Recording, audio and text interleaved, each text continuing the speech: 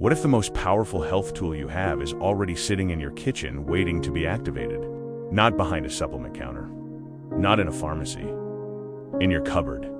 Two ingredients you probably already own. I've spent years making fermented foods and reading the science behind them. And fermented garlic honey is one of the most extraordinary things I have ever made. By the end of this video, you are going to understand exactly what happens inside that jar, at the molecular level, and why fermented garlic honey has been used as medicine for thousands of years. We are going to cover the chemistry of allicin, the protective power of raw honey, what the Stanford study really tells us about fermented food and inflammation, and how this ferment communicates directly with your brain. Because without this understanding, natural remedies stay in the realm of folklore, and this one deserves better than that.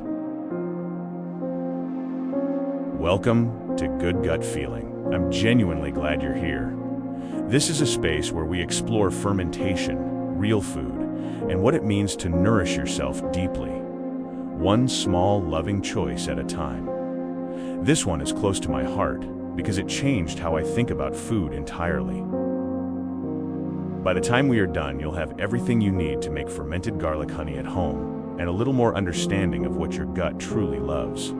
We are going to make something together that will sit on your shelf, change quietly over weeks, and then absolutely surprise you. Most of what you find in the health food aisle is static. It is dead. It has been heated, filtered, and stripped of the very enzymes our ancestors relied on. When you look at the labels of industrial health syrups or bulk honey, the red flags are right there. Glucose syrup, modified starch, artificial preservatives. These are not food. They are industrial products wearing food's clothing. Raw honey, real unprocessed raw honey, is something entirely different. It is a living matrix. It contains wild yeasts, enzymes, and a compound called glucose oxidase that will become absolutely central to our story today. The shorter the label, the closer you are to real food. That is not a slogan. That is a biological fact. In our modern world, our inner ecosystem is under quiet pressure. We have moved away from the living foods that used to be part of every meal. Our immune systems are missing the diversity they need to stay sharp and responsive. This jar made in your kitchen from two ingredients begins to change that. The garlic honey benefits we're going to talk about all start with one thing: the quality of what goes in the jar. For this recipe, I'm using organic garlic. I always recommend organic here because the absence of synthetic pesticides means a cleaner product and a more resilient microbial population. We are cultivating something living in this jar. Organic garlic gives it the cleanest possible foundation to grow from. Look for cloves that are plump and firm. Fresh garlic contains far more active compounds than garlic that has started to dry out. Shriveled cloves won't release enough juice to start the process properly. And then the honey. You need raw, unprocessed honey. If the label says filtered, pasteurized, or lists anything like corn syrup or glucose syrup, put it back. We are looking for the real thing, nothing else. Raw honey is hygroscopic. This means it has a remarkable ability to pull water out of its environment. When you submerge the garlic cloves, the honey immediately begins to draw the medicinal juice out of the garlic cells through osmosis. This is why the honey becomes thinner and more liquid over the first few days, and it is exactly what we want. If you can, choose honey from a local beekeeper. You reconnect with your own landscape, you support real biodiversity in your region, and you know exactly what you're getting. If you prefer a plant-based version, a raw, unpasteurized fruit syrup or a wild fermented sugar brine can carry the garlic in a similar way, though the honey enzymes are unique to honey.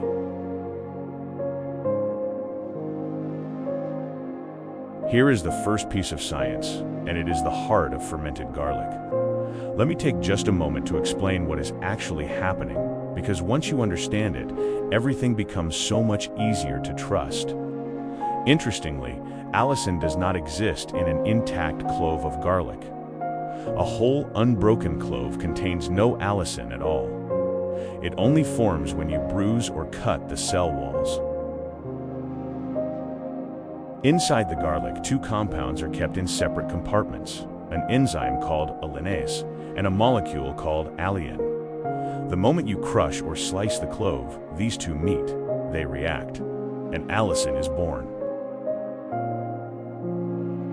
Think about that sharp, almost electric smell when you crush a clove. That is allicin. That is garlic's natural defense mechanism, a kind of molecular alarm system activated the moment it is damaged. Once released, allicin acts as a potent antimicrobial and antiviral agent.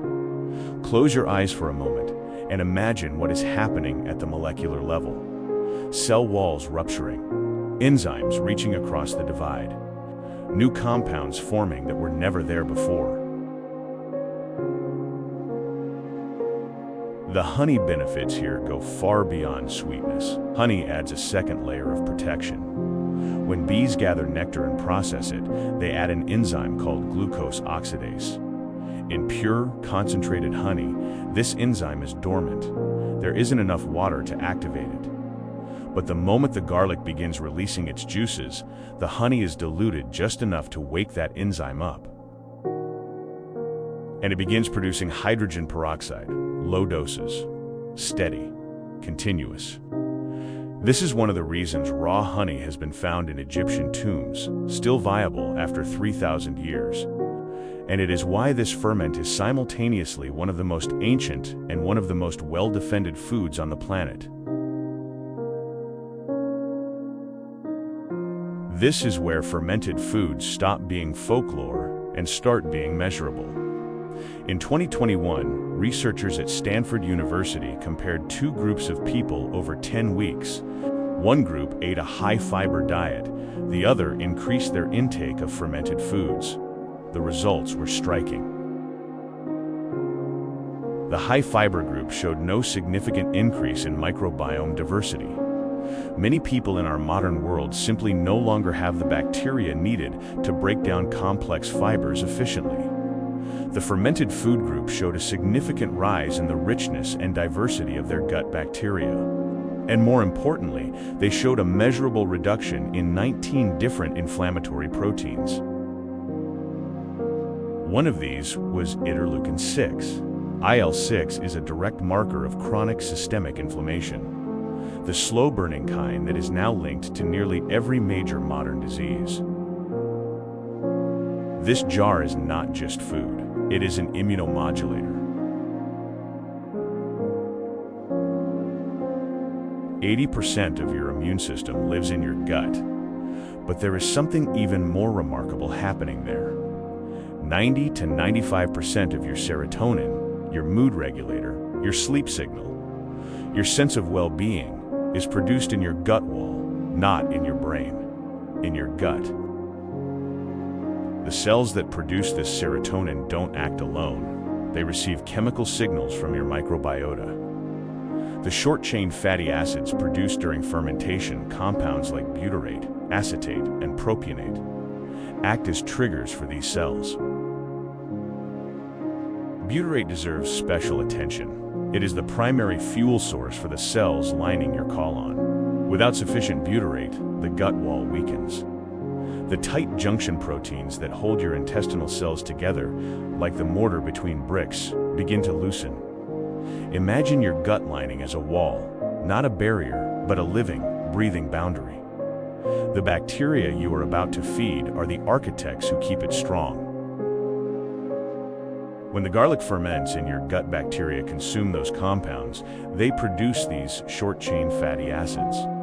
You are literally rebuilding the foundation of your immune response with every spoonful. Between your gut and your brain runs a cable called the vagus nerve. 80 to 90% of its fibers run upward from your organs to your brain, not the other way around. Your gut is talking to your brain far more than your brain is talking to your gut. When you eat this ferment, the metabolites produced by the bacteria trigger sensors in your gut wall. These sensors send electrical pulses up the vagus nerve and reach your brainstem within milliseconds. Your brain updates its picture of your body, your mood, your energy, your level of alertness based on what is happening in your gut. A higher vagal tone means your body can switch between stress and rest more efficiently. This ferment feeds the conditions for exactly that. One more thing, and this one I find genuinely astonishing. Scientists have found that humans and great apes possess a receptor called HCA3 that other mammals simply do not have. This receptor responds specifically to a compound found in high concentrations in fermented foods. It signals the immune system to tolerate and welcome fermentation-associated bacteria. We are not just culturally adapted to fermented food, we are biologically adapted to it. Our genome evolved alongside these microbes. Fermentation was not a trend for our ancestors. It was a survival strategy written into our DNA. What strikes me most is that this has been happening in jars and pots and barrels for 10,000 years, long before anyone understood why. The wisdom came first. The science came later. Now you know why it works. So, how to ferment garlic in practice comes down to a few careful steps. Enough science.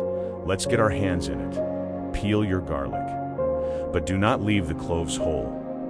Give each one a light crush with the flat side of your knife, or slice each clove at least once. This is the step that everything depends on. Without crushing or cutting, the allanase and alliin never meet. There is no allicin. The ferment still forms, but you lose the most important compound in the jar. Notice the smell, that sharp, pungent wave that is the medicine activating right there on your cutting board. Before we combine them, the environment needs to be ready. Place a clean glass jar in the oven at 160 degrees Celsius, 320 degrees Fahrenheit for 20 minutes. This eliminates unwanted microorganisms and ensures the only cultures thriving in your jar are the ones we intend to invite. Allow the jar to cool completely before adding anything. Place your crushed cloves into the cooled jar. Pour the raw honey over them slowly. Leave at least 5 centimeters, 2 inches of space at the top. This ferment can become quite active as carbon dioxide builds up. Make sure the garlic is fully submerged. Any clove exposed to air for extended periods can begin to spoil. In the beginning, the garlic will float because of density differences. That is completely normal, and we manage it in the next phase. Close the lid and give it a gentle shake. Think of what is happening in this jar right now. Millions of organisms, invisible, patient, purposeful, eating, producing, transforming. You cannot see them, but they are working. Right now, in your kitchen. For the next 2 to 4 weeks, keep your jar at room temperature, ideally between 18 and 22 degrees Celsius, 65 to 72 degrees Fahrenheit. Notice what is happening to the honey. Over time, it becomes thinner and more liquid as it absorbs the juices from the garlic. The garlic itself begins to soak up the honey and becomes almost candied. The texture turns soft and chewy, and that sharp raw bite softens dramatically. Turn the jar once a day or every other day to keep the garlic coated and submerged. This prevents any surface from being exposed to air for too long. What you've just made will continue to become, every day, a little different, a little more itself. I find that deeply beautiful. This is the part people often skip, and when it comes to fermented garlic honey, botulism is exactly why you should not. I want to pause here because this is the most important part. There is a number you need to know, 4.6. A pH below 4.6 is the absolute barrier that prevents Clostridium botulinum from germinating. Botulism is a toxin produced in anaerobic, low-acid environments. Garlic on its own is low acid, which is why garlic and oil is genuinely risky. Garlic and honey is a different situation entirely. Raw honey is naturally acidic, typically well below 4.6. As the fermentation progresses, the bacteria produce more acids, pushing the pH further down. If you ever feel uncertain, use a pH test strip. And if the reading is too high, a small splash of raw apple cider vinegar will bring it safely below the threshold. It shifts the taste slightly, but it provides complete peace of mind. One absolute rule: do not add oil to this ferment, ever. Fermentation is a sensory process. Learn to listen, look, and smell. In the first week, you will see bubbles. That is carbon dioxide, proof that the yeast and bacteria are actively working. Sometimes pressure builds. Open the lid briefly to release it. If the honey overflows, you simply didn't leave enough headspace. Wipe the rim clean with a sterile cloth to prevent mold from forming at the edges. A healthy ferment smells sour, savory, and complex, deeply garlicky, with a warm, almost wine-like quality underneath. That is your signal that something is working. What you do not want: a rotten, putrid smell, or the sharp scent of ammonia. If that happens, discard the entire batch. A thin white matte film on the surface is CAM yeast, harmless and easy to skim off. Fluffy growth in black, green, or red is mold. Mold means the entire batch goes, no exceptions. Your garlic may turn blue or green during the fermentation. Do not worry, this is not mold. It is a harmless chemical reaction, allicin interacting with trace minerals and sulfur compounds in an acidic environment, forming molecules called purels. Purels are the same structures responsible for the green color in nearly every plant on Earth. It is in fact proof that your allicin activation was successful and that your jar is acidic enough to be safe, a certificate of authenticity from nature itself. The taste and beneficial properties are completely intact. At its simplest, this is a garlic and honey immune booster you can fold into everyday meals, and the most magical thing about it is how it transforms everything it touches. A small spoonful of the liquid each day is often enough to support your gut wall and keep your immune system trained. Think of it as liquid maintenance for your inner ecosystem. Use it as a dressing base: 1 tablespoon of the honey liquid, extra virgin olive oil, and a splash of raw apple cider vinegar over bitter leaves like rocket or chicory. The flavors are extraordinary together. As a marinade for chicken, or for roasted mushrooms if you prefer plant-based, the honey caramelizes beautifully in the pan because the sugars have been partially broken down during fermentation. They brown without burning.